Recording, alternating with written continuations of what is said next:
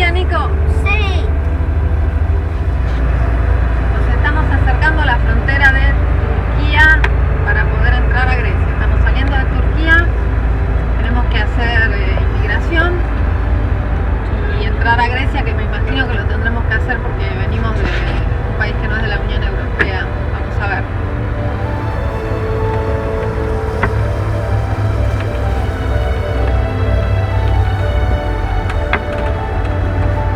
We left behind the impressive Turkey, crossing the relatively modern border into Greece. However, from the point of view of the ancient world, we continued to tour the land of the Greeks. We were entering the Greek region of Macedonia, located in the north of Greece. In the 4th century BC, this area would be the ancient homeland of Philip II, Alexander the Great, Philip's son. The Greek philosopher Aristotle and Ptolemy, who in the service of Alexander the Great, ruled Egypt and became the first Greek pharaoh. After Alexander's death, Macedonia would become the seat of the Hellenistic Empire, and Ptolemy would control Egypt and the city of Alexandria, which would become the most important Greek cultural center in the history of mankind. When we arrived at customs, they only asked for our passports, and since they were from the European Union, we passed without problems. This was the path we chose because we had as our destination Igoumenitsa. There we would take the ferry to Ancona, Italy. On the side of the road, we did not stop seeing archaeological sites.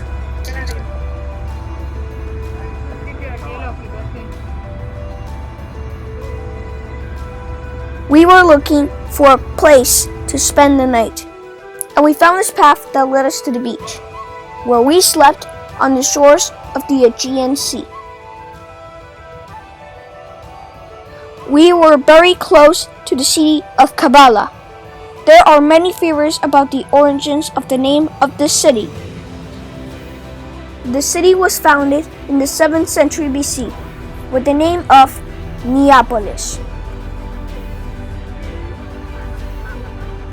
In the beginning was a colony that belonged to the island of Phasos. The area was very rich in gold and silver.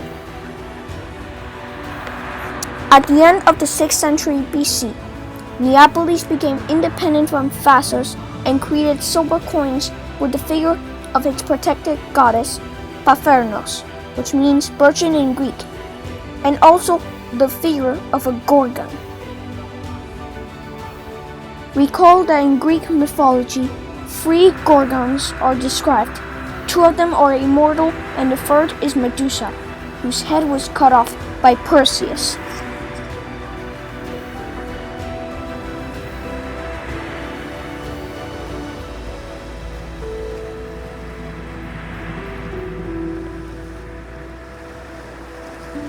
The famous Via Egnatia, which was a street built by the Romans, passed through the city.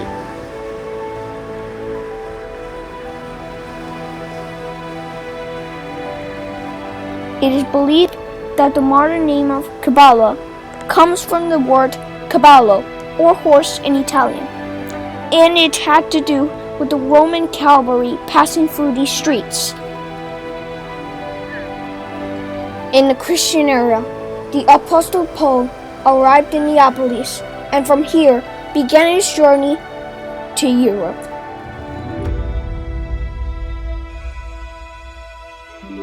The next day, our destination was to visit the monument of the so-called Lion of Amphipolis. This monument dates from the 4th century BC. It was erected in the honor of the late Admiral Laomedon from Lesbos, who had been a commander of Alexander the Great's forces. This monument was erected in the same place where it was found. but a conventional pedestal was used instead. The parts were found near the bridge of the river Strymon next to the road between Kavala and Thessaloniki. The original pedestal consisted of a square structure with Doric columns with a pyramid on the top on which the lion rested. Part of the lion was found under the river Strymon by soldiers during the Greek War of 1912 to 1913. During World War I, English soldiers found the missing parts when camping in the region. Thanks to American, French, and Greek donations, the lion stood again in 1942, representing the virtues of La Mendon.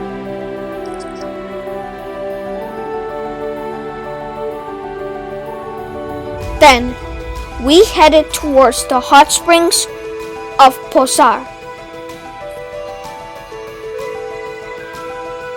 They are located very close to the border with the Republic of Macedonia. Very high up in the mountains, the tango did not stop going up.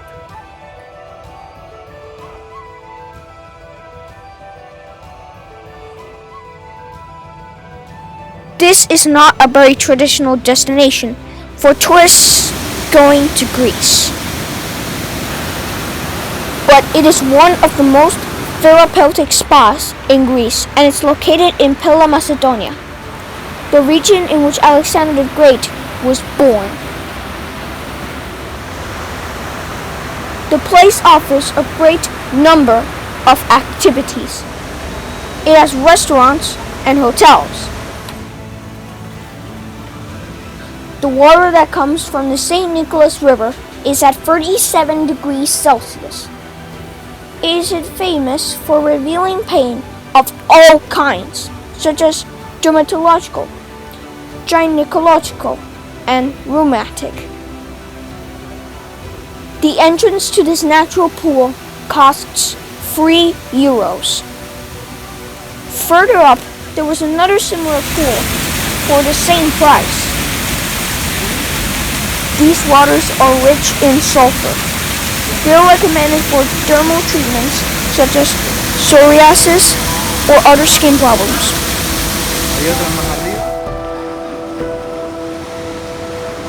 It is thought that these waterfalls were formed by a geological phenomenon that occurred in the 14th century, possibly an earthquake.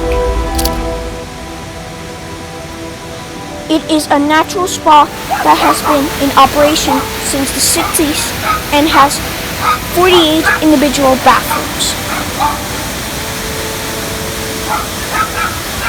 Legend tells us that the trees of these mountains served as material for the weapons of Alexander the Great.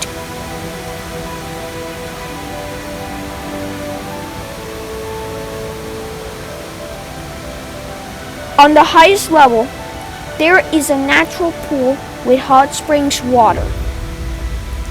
Here, the cost went up to €5 and also included a dressing room with individual bathrooms.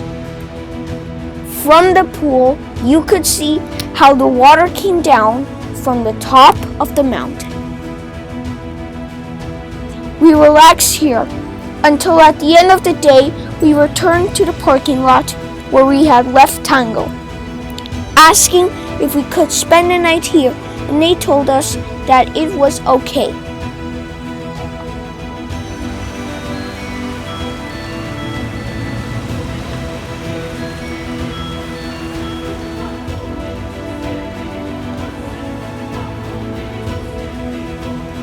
The next day, our destination was the port of Igoumenitsa. From this port city, we would take a ferry to arrive to Ancona, Italy. From there, we would take the Grimaldi ferry called Minoan lines. From the spectacular Greece, we could only get to know Macedonia. We had to deliver Tango on March 6 in Zeebrugge, Belgium, so he could arrive to the port of Georgia in the United States. However, for the sanitary measures we all know, we were stranded in Italy. Our destiny or future would be affected for reasons over which we had no control. These temporary factors would prevent our compliance with the expected date to deliver Tango.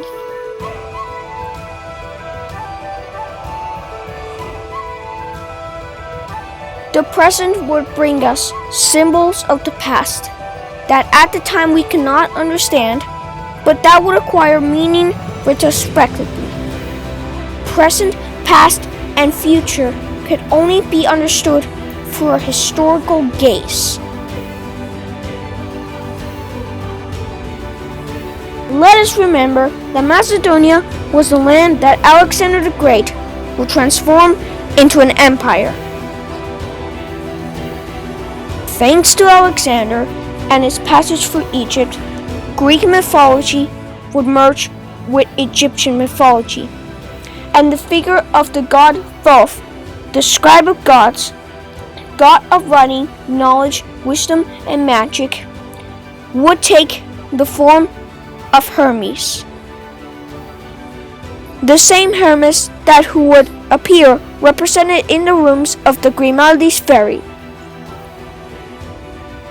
Hermes, who would take all the attributes of the Egyptian god Thoth, later, in the first centuries of the Christian era, would be called Hermes Trismegistus, which means 3 times wise.